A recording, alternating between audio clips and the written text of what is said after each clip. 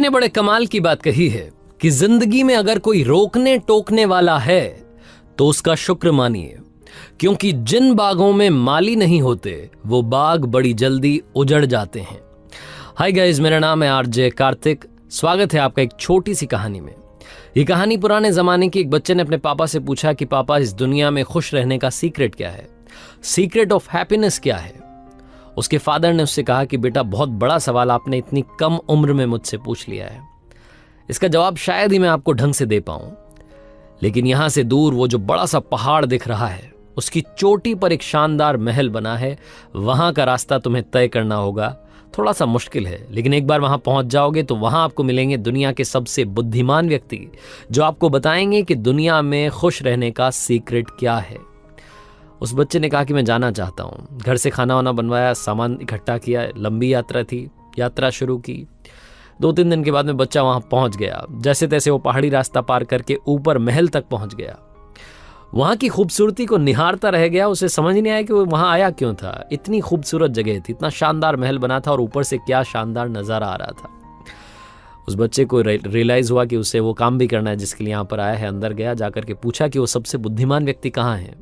तो किसी ने बताया कि वो बड़ा सा कमरा है, वहाँ मीटिंग चल रही है, सभा लगी हुई है, वहाँ चले जाओ, वो सबसे मिल रहे हैं। बच्चा वहाँ पहुँचा तो वहाँ का एक और शानदार नज़ारा था। म्यूज़िक प्ले हो रहा था हल्का हल्का, अलग अलग तरीके के व्यंजन रखे हुए थे, खाने की टेबल सजी हुई थी, बहुत सारे लोग आए थे, अलग अलग व्यापारी आए हुए थे और अपनी अपनी समस्या का हल वो जो बुद्धिमान व्यक्ति थे उनसे जान रहे थे। वो भी आराम से, इत्मीनान से सबकी बातें सुन रहे थे, सबको जवाब दे रहे थे। बच्चे ने बड़ा इंतज़ार किया। 3-4 घंटे के बाद में इसका नंबर आया। जाकर के उन बुद्धिमान व्यक्ति को प्रणाम किया और पूछा कि मेरा एक सवाल है, आप बताइए कि इस दुनिया में खुश रहने का सीक्रेट क्या है। बुद्धिमान व्यक्ति ने थोड़ा और उस बच्चे के बारे में जाना, सारी बातें ध्यान से सुनी। उससे कहा कि बेटा, बड़ा अच्छा लग रहा है, आप इतनी कम उम्र में इतना बड़ा सवाल है जिसका जवाब आप जानना चाहते हो कि खुश कैसे रहें, वो सीक्रेट क्या है, किस चीज को फॉलो करना है। बुद्धिमान व्यक्ति ने कहा कि मैं आपको आपके सवाल का जवाब दूंगा, लेकिन उससे पहले एक काम करो ना। आप इस महल में आए हो, मुझसे मिलने के लिए मेरे घर आए हो, तो एक बार मेरा महल तो देखो, एक बार जाकर के देखो तो कि जिससे मिलने आए हो उस व्यक्ति का घर कैसा है, उसका घर समझो, उसके बाद में तुम्हें व्यक्ति समझ में आएगा। मैं तुम्हें कुछ भी कह दूंगा तुम यकीन कर लोगे, ऐसा थोड़ा ना होता है।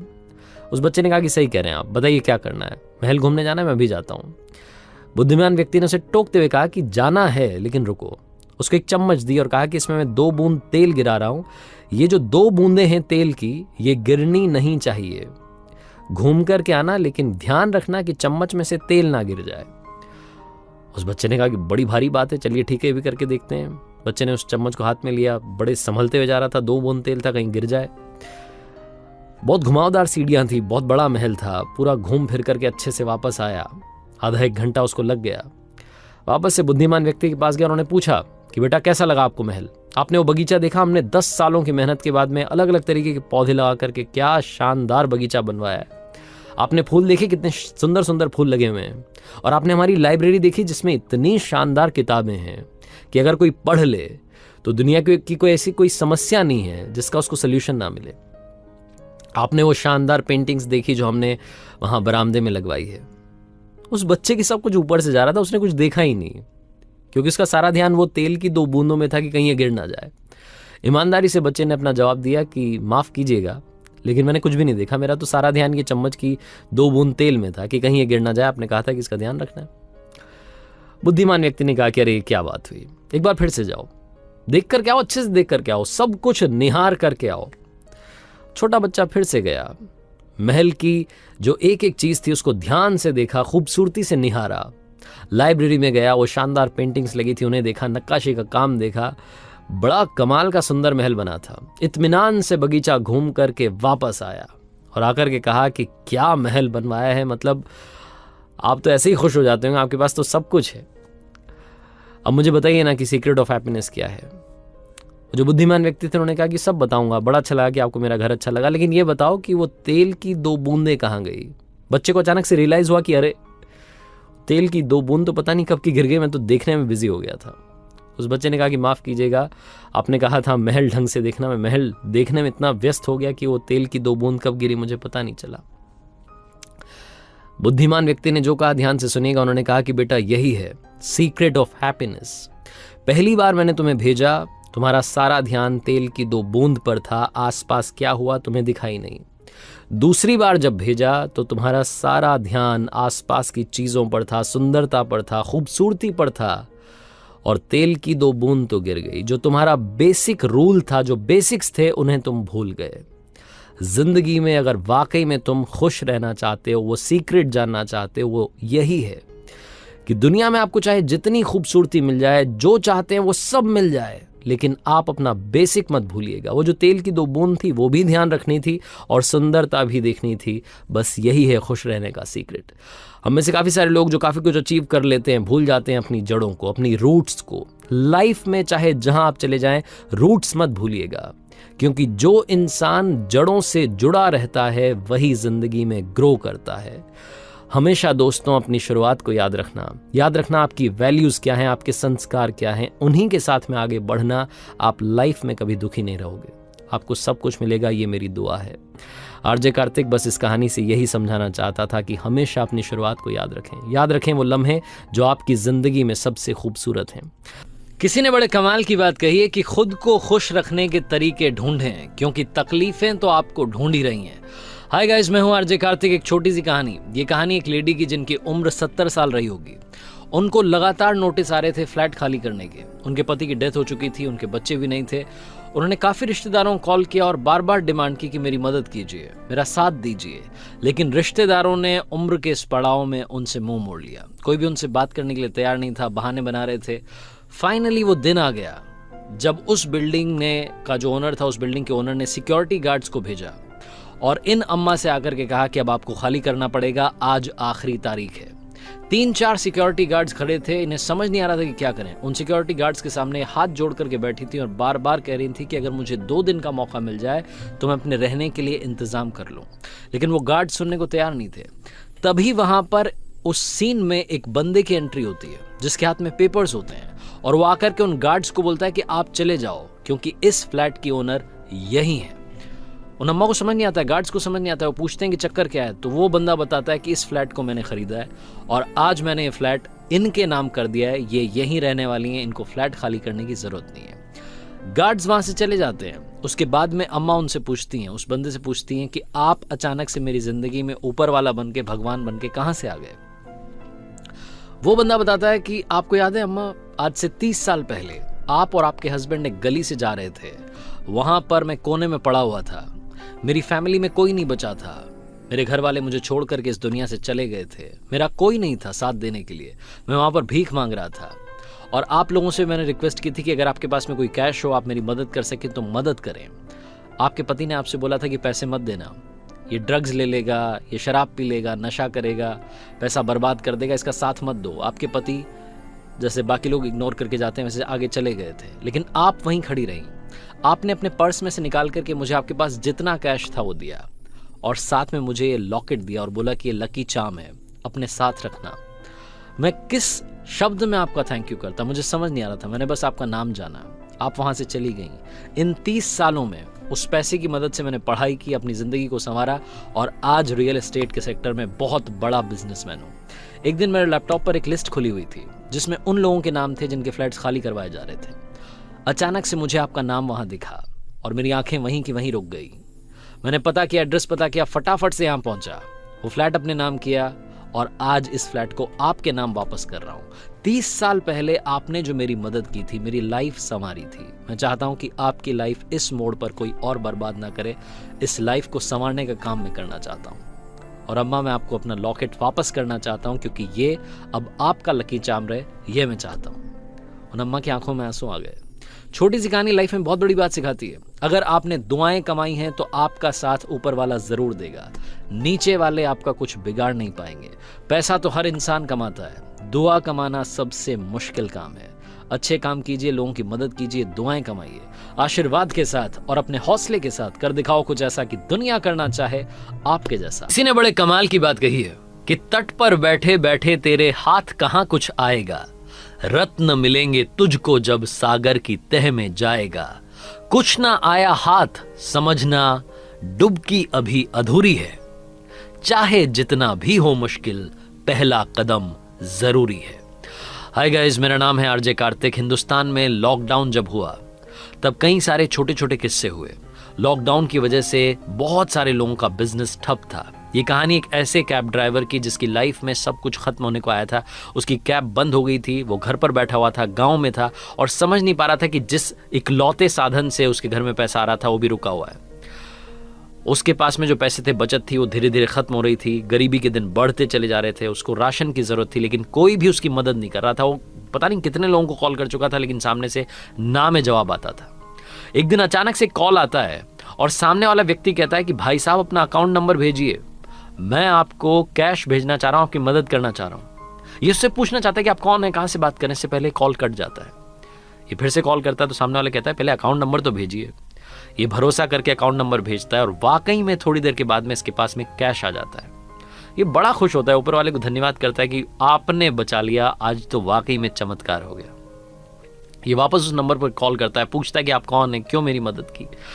तो सामने वाला व्यक्ति कहता है कि शायद आप भूल गए, आज से 4 महीने पहले एक छोटा सा किस्सा हुआ था। मुझे दिल्ली जाना था इंटरव्यू के लिए, सुबह 6 बजे की ट्रेन थी। मैं घर से मैंने कैब बुक की, मैं स्टेशन पहुंचा, आपका पेमेंट किया, उसके बाद मैं प्लेटफॉर्म पर पहुंचा। वहां जाकर के पॉकेट चेक की तो मेरा फोन मेरे पास नहीं था। मेरी जमीन हिल गई, आसमान हिल गया, मुझे समझ नहीं आया कि क्या हुआ। मैं फटाफट से वहां से भागा, बाहर आकर के मैं स्टेशन पर कैब ढूंढने लगा, लेकिन मुझे आपकी कैब नहीं दिखाई दी। बड़ी सारी कैब्स खड़ी थी। मैं जाकर के बार बार ड्राइवर का चेहरा देख रहा था कि यार वो बंदा कौन था जिसके साथ आया था, वो चेहरा मैं देख रहा था, समझ नहीं पा रहा था यार कहाँ गया बंदा। अपने आप अंदर से बहुत सारी गालियां आने लगी, बदतमीज, पता नहीं क्या क्या मैं बोलने लगा आपको। और मुझे लग रहा था यार ये कैब ड्राइवर ऐसे ही होते हैं, सामान दिखा और लेकर के चल दिए, अब तो पता नहीं कहाँ चला गया होगा, मेरा फोन बंद कर दिया होगा, ये हो गया होगा, हो गया। 50 चीजें मेरे दिमाग में चल रही थी।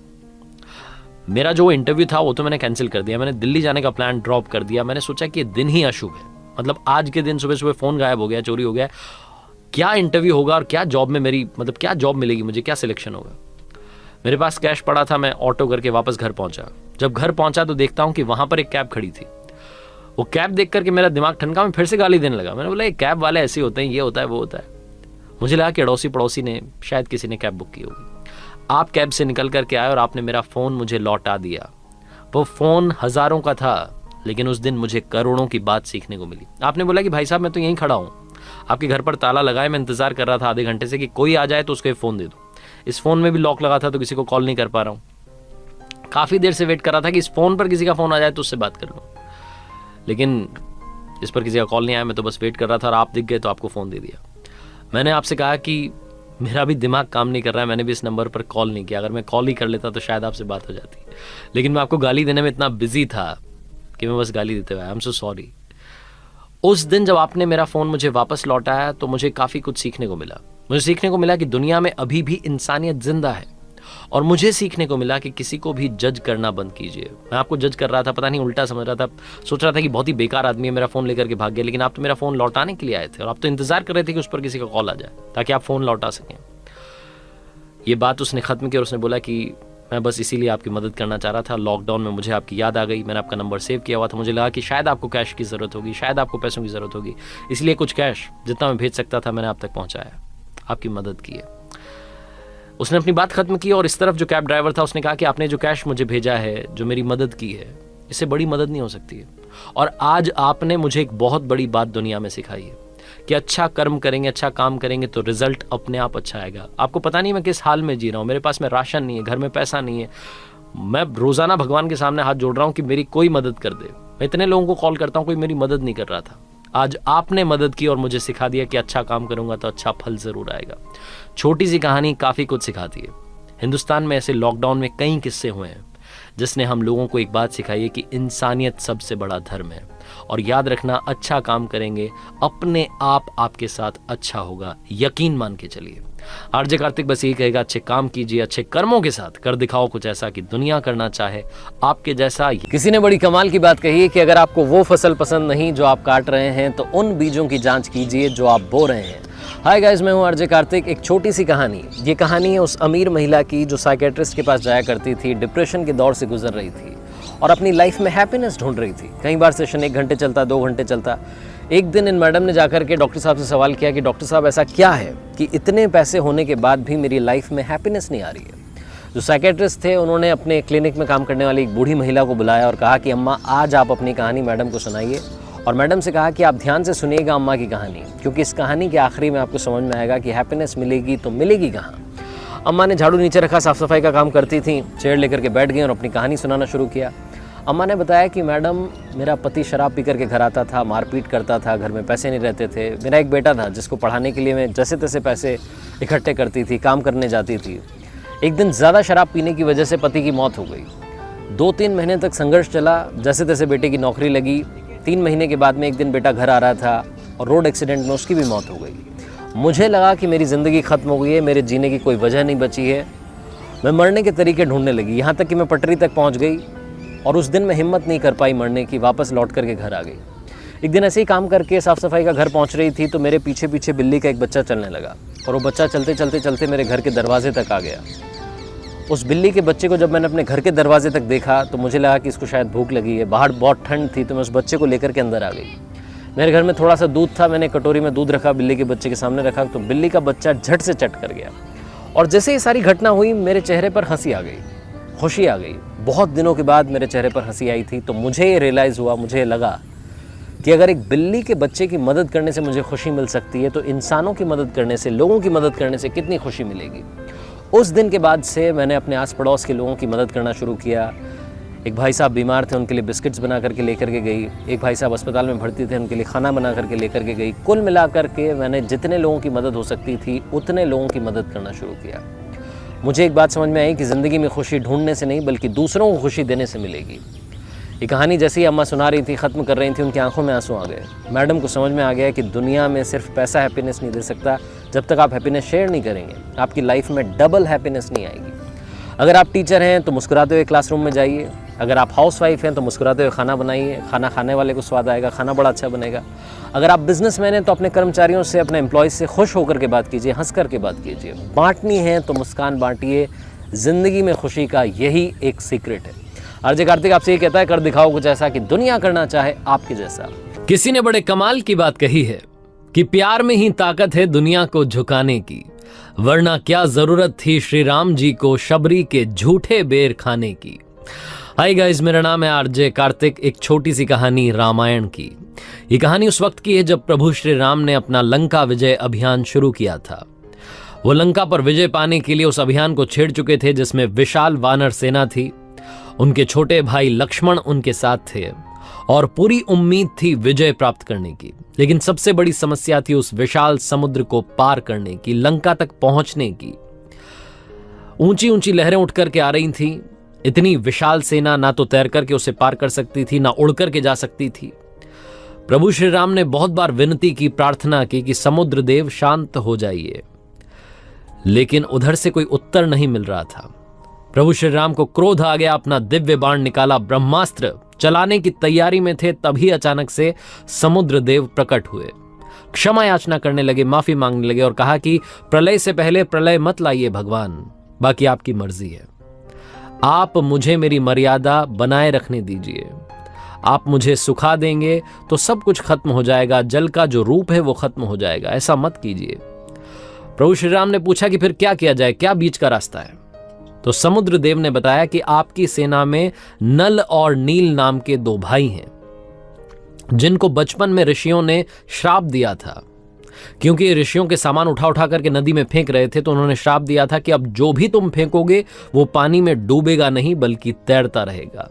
तो इन्हीं की मदद लीजिए। पत्थर तैरने लगेंगे जब ये पत्थर समुद्र में फेंकेंगे। इनकी मदद से सेतु का निर्माण शुरू करवाइए। जब ये सेतु का निर्माण होगा, राम सेतु बनेगा, तो आपका वंदन, आपका गायन पूरी सृष्टि करेगी। इतना विशाल काम होगा। और जब ये दोनों भाई इस सेतु का निर्माण करेंगे तो मैं पूरी मदद करूंगा उस सेतु को बांधे रखने में, आपका पूरा साथ दूंगा। प्रभु श्री राम ने कहा कि ठीक है, फिर यही होगा। अपनी सेना से कहा कि लग जाइए काम पर। पत्थरों पर जय श्री राम लिखा गया, पत्थर तैरने लगे। वो श्री राम सेतु का निर्माण होने लगा और प्रभु श्री राम ऊपर वाले की भक्ति में, भगवान शिव की आराधना में बैठ गए। तभी उन्होंने देखा कि एक छोटी सी गिलहरी उस सेतु निर्माण में अपना योगदान दे रही थी। पता नहीं क्या कर रही थी, बार बार समुद्र के किनारे आती, वापस जाती, उन पत्थरों के बीच में वापस आती। उन्हें लगा कि कुछ तो करने की कोशिश कर रही है। हनुमान जी से कहा कि उसे पकड़ करके लाओ। हनुमान जी गए, उस गिलहरी को पकड़ के लाए प्रभु श्री राम के सामने। उन्होंने पूछा कि आप ये क्या कर रही हैं? इतना विशाल सेतु का निर्माण हो रहा है, आप कहां बीच में परेशान हो रही हैं? उस गिलहरी ने कहा कि भगवान माफ कीजिएगा, लेकिन आज आपने धर्म के लिए युद्ध छेड़ा है। नारी सम्मान के लिए, नारी की रक्षा के लिए, माता सीता की रक्षा के लिए, उनके गौरव की गरिमा के लिए, उसकी रक्षा के लिए, सम्मान के लिए आपने जो युद्ध छेड़ा है उसमें मैं भी अपना योगदान देना चाहती हूं। मैं यहाँ किनारे से कुछ मिट्टी कुछ रेत अपने साथ ले जाती हूँ, वहां जाकर के पत्थरों के बीच में छोड़ देती हूँ ताकि जब आप पत्थर पर चलें तो ये पत्थर आपको ना चुभें। मैं इतनी बड़ी तो नहीं हूं कि पत्थर वहां पहुंचा दूं, इसलिए मिट्टी पहुंचाने का काम कर रही हूं। प्रभु श्री राम बड़े खुश हुए। उन्होंने पूछा कि आपको डर नहीं लग रहा है? इतनी विशाल सेनाएं कहीं किसी के पैर के नीचे दब गई तो आपकी मौत हो जाएगी। गिलहरी ने कहा कि इतने बड़े युद्ध में अगर मेरी मौत भी हो जाए, आप माता सीता की गरिमा की रक्षा के लिए, उनके गौरव की रक्षा के लिए इतना विशाल युद्ध छेड़ चुके हैं, धर्म की रक्षा के लिए, उसमें मेरी जान भी चली जाए तो कोई बड़ी बात नहीं, मेरे लिए सम्मान की बात होगी, गौरव की बात होगी। उस नन्ही गिलहरी ने जब इतनी बड़ी बड़ी बातें कहीं तो प्रभु श्री राम गदगद हो गए और उसकी पीठ पर उंगलियां फेर दी। कहा जाता है कि गिलहरी की पीठ पर वो जो निशान है वो प्रभु श्री राम की उंगलियों के निशान हैं। कहानी खत्म हो गई, लेकिन बहुत बड़ी बात सिखाती है। छोटे से छोटा मनुष्य, यानी कि जो कमजोर से कमजोर है, जिसको लगता है कि मेरे अंदर तो कुछ है ही नहीं, मैं तो लायक ही नहीं हूं, वो भी विशाल काम कर सकता है। सिर्फ भावना अच्छी होनी चाहिए, आपके इमोशन सही होने चाहिए। अगर आपको लगता है कि ये काम आपके लायक नहीं है, एक बार अपनी ताकत का अंदाजा लगाइए। आप सब कुछ कर सकते हैं, आप चमत्कार कर सकते हैं। छोटे से छोटा व्यक्ति भी बड़े से बड़ा काम आसानी से कर सकता है, बस सही इमोशंस की, सही मेहनत की जरूरत है। और दूसरी बात, जितना हो सके इस दुनिया के काम आते रहिए, औरों के काम आते रहिए, उनके चेहरे पर मुस्कान लाने का काम करते रहिए। आरजे कार्तिक बस यही कहना चाहता है, जिंदगी में ऊपर वाले के आशीर्वाद के साथ, अपनी मेहनत के साथ और अपनों के प्यार के साथ कर दिखाओ कुछ ऐसा कि दुनिया करना चाहे आपके जैसा। वो कहते हैं ना, वक्त की बड़ी कमाल बात होती है, वक्त गुजरता चला जाता है। अगर बुरा वक्त चल रहा है तो सब्र करो और अच्छा वक्त चल रहा है तो शुक्र करो। तो आरजे कार्तिक, एक बार की बात है, एक राजा साहब के पास में बड़ा सुंदर विशाल महल था और उस विशाल से महल में एक सुंदर सी बगीची थी। उस सुंदर सी बगीची में एक माली था और अंगूरों की बेल थी। माली जो था वो इस बात से परेशान था कि अंगूरों की बेल पर रोजाना एक चिड़िया आकर के आक्रमण करती थी और कुछ इस तरीके से वो अटैक करती थी कि जो मीठे मीठे अंगूर थे उन्हें तो खा लेती थी, जो हद पके थे और जो खट्टे अंगूर थे उनको जमीन पर गिरा जाती थी। माली इस बात से बड़ा परेशान चल रहा था कि इस अंगूरों की बेल को ये चिड़िया एक दिन तबाह कर देगी, नष्ट कर देगी। उसने बहुत कोशिश की लेकिन कुछ उसको सोल्यूशन मिला नहीं, तो वो राजा के पास पहुंचा और राजा साहब को जाकर के कहा कि मालिक हुकुम, आप ही कुछ कीजिए, मुझसे कुछ हो नहीं पा रहा है, अंगूरों की बेल कभी भी खत्म हो सकती है। राजा ने कहा, माली साहब आप टेंशन मत लीजिए, आपका काम मैं करूंगा। अगले दिन राजा साहब पहुंचे, खुद अंगूरों की बेल के पीछे जाकर के छुप गए और जैसे ही चिड़िया आई, राजा ने फुर्ती दिखाते हुए चिड़िया को पकड़ लिया। जैसे ही चिड़िया को पकड़ा, चिड़िया ने राजा से कहा कि हे राजन, मुझे माफ कर दो, मुझे मत मारो, मैं आपको 4 ज्ञान की बातें बताऊंगी। राजा बहुत गुस्से में थे, बोले पहली बात बता। चिड़िया ने कहा कि अपने हाथ में आए शत्रु को कभी जाने ना दें। राजा ने कहा दूसरी बात बता। चिड़िया ने कहा कि कभी भी असंभव बात पर यकीन ना करें। राजा ने कहा बहुत हो गया ड्रामा, तीसरी बात बता। चिड़िया ने कहा बीती बातों पर पश्चाताप ना करें। राजा ने कहा चौथी बात बता, खेल खत्म करता हूं, बहुत देर से परेशान कर रखा। चिड़िया ने कहा राजा साहब, आपने जिस तरीके से मुझे पकड़ा हुआ है मुझे सांस नहीं आ रही, अगर आप मुझे थोड़ा सा छोड़ देंगे, ढील देंगे तो शायद मैं आपको चौथी बात बता पाऊं। राजा ने हल्की सी ढील दी और चिड़िया उड़ करके डाल पर बैठ गई। चिड़िया ने कहा राजा साहब, मेरे पेट में 2 हीरे हैं। ये सुनकर के राजा पश्चाताप करने लगा, उदास हो गया और राजा की ये शक्ल देख करके चिड़िया ने कहा कि राजा साहब, आपको अभी 4 ज्ञान की बातें बताई थी। पहली बात बताई थी अपने शत्रु को कभी हाथ में आने के बाद छोड़े ना, आपने हाथ में आए हुए शत्रु को यानी मुझे छोड़ दिया।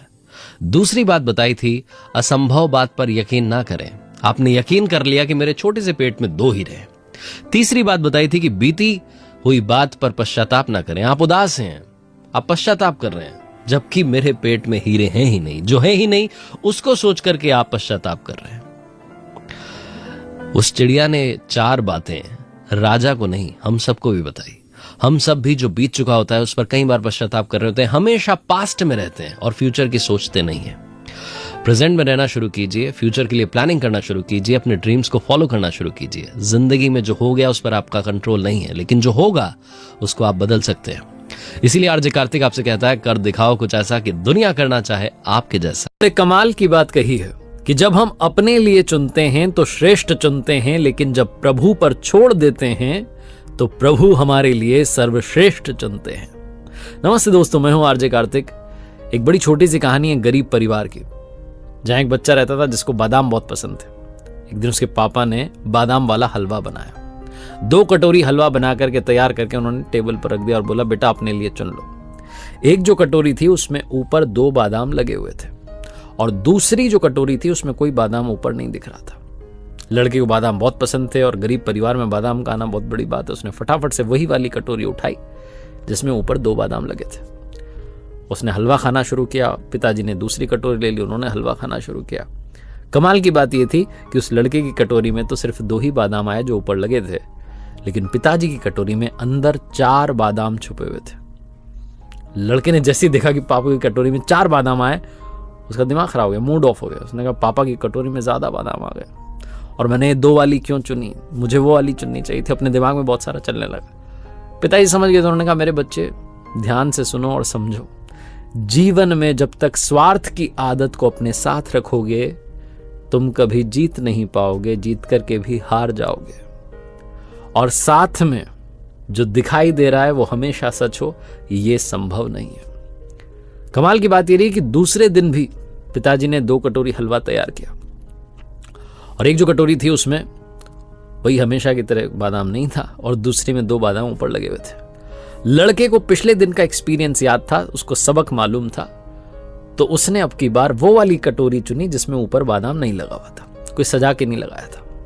वो वाली नहीं चुनी जिसमें ऊपर 2 बादाम लगे थे। तो बिना बादाम वाली जो ऊपर से नहीं दिख रहे थे उसको उठा लिया। उसको लगा शायद अंदर मिलेंगे और पिताजी से कहा, पापा आप ये वाली खाओ। कमाल की बात ये रही कि जब उसने खाना शुरू किया तो उस कटोरी में अंदर कोई बादाम था ही नहीं। उसके पिताजी को तो 2 बादाम मिल गए लेकिन उसे एक भी नहीं मिला। उसका दिमाग फिर से खराब हुआ, उसे खुद पर गुस्सा आने लगा कि ये क्या हुआ। तो पिताजी ने समझाया कि मेरे बच्चे, जीवन में जिंदगी हर दिन नया सिखाती है। पिछली बातों का एक्सपीरियंस, अनुभव याद रखना अच्छी बात है, लेकिन उसको ही पकड़ कर बैठ जाना सही बात नहीं है। जिंदगी हर दिन हर पल नई चाल चलती है, उस चाल को समझो, सीखो और आगे बढ़ो। लड़के को समझ में आई बात। तीसरे दिन फिर से पिताजी ने यही प्रयोग किया। उन्होंने 2 कटोरी हलवा तैयार किया। एक कटोरी में ऊपर 2 बादाम सजे हुए थे, दूसरे में कोई बादाम नहीं था। टेबल पर रख दिया और बच्चे से कहा कि बच्चे चुन लो, आपको बेटा कौन सा वाला चुनना है। बेटा क्योंकि 3 दिन से इस प्रयोग में साथ था तो अब की बार उसने फाइनली दिल से कहा कि पापा आप परिवार में बड़े हैं, परिवार में सबका ख्याल रखते हैं, सबसे ज्यादा सहयोग करते हैं, मुखिया हैं परिवार के। आज आप चुनिए आपको कौन सा चुनना है, आप जो छोड़ देंगे कटोरियों में ले लूंगा। पिताजी ने वो कटोरी उठाई जिसमें ऊपर 2 बादाम लगे थे और वो छोड़ दी जिसमें कोई बादाम नहीं था। लड़के ने वही कटोरी उठा ली जो उसके लिए बची थी, जिसमें कोई बादाम नहीं लगा था। जैसे उसने खाना शुरू किया तो अंदर 8 बादाम निकले। लड़का हंसने लगा और पिताजी ने उसको जीवन का सबसे बड़ा पाठ सिखाया कि मेरे बेटे, जब तुम दूसरों का सोचना शुरू करते हो अच्छा अच्छा होना शुरू होता है, और जब तुम प्रभु पर छोड़ देते हो तो प्रभु तुम्हारे लिए सर्वश्रेष्ठ चुनते हैं। छोटी सी कहानी जिसका सार यही कहता है कि जीवन में जो कर रहे हैं शुद्ध मन से कीजिए, शुद्ध अंतःकरण से कीजिए। जब उनकी कृपा बरसेगी तो आपको जो परिणाम मिलेगा वो शानदार, यादगार रहेगा।